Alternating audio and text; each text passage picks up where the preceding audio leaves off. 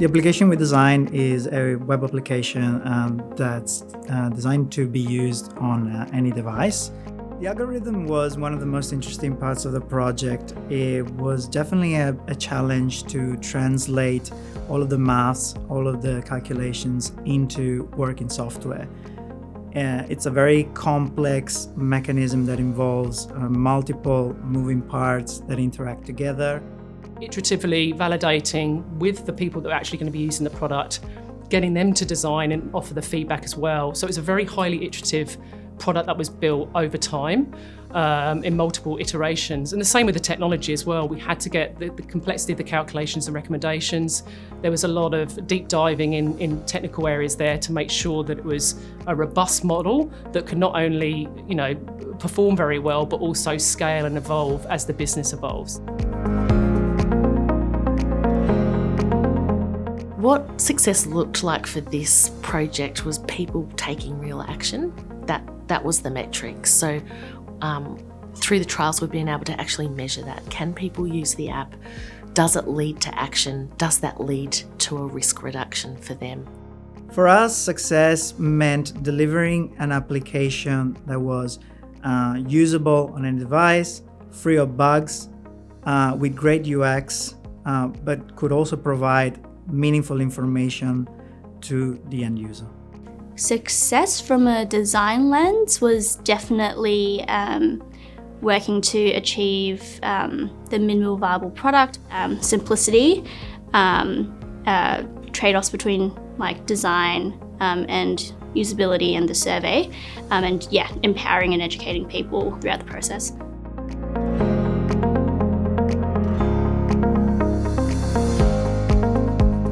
Through the trials, over 1,200 people have completed the app and taken action, and the average risk reduction is 67%. We're really excited that something as simple as a self-assessment can lead to real, tangible action. Just by focusing on improving the resilience of homes, there's a big ripple effect throughout communities and also throughout the country. So if we have less homes being damaged and destroyed by extreme weather and disasters, it makes the whole nation actually more insurable. It attracts investment into communities that have lifted their level of resilience.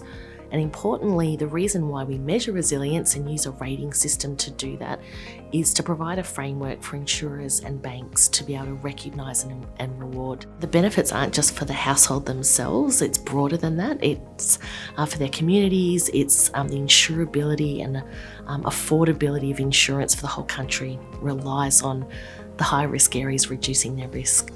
It also helps with town planning and things like that. When you go, if I'm building a new home, how do I build it in line with these principles that actually would help retrofit and improve your home against fire? So there are multiple use cases of this, and who knows where else it could go.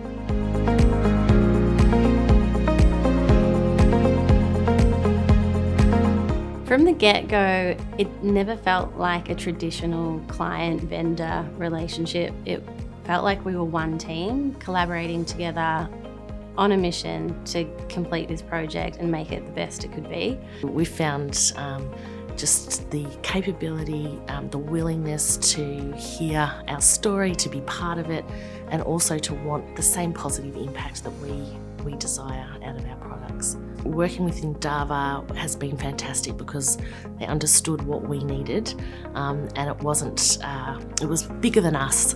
It's about helping a whole country adapt to climate change and disaster risks.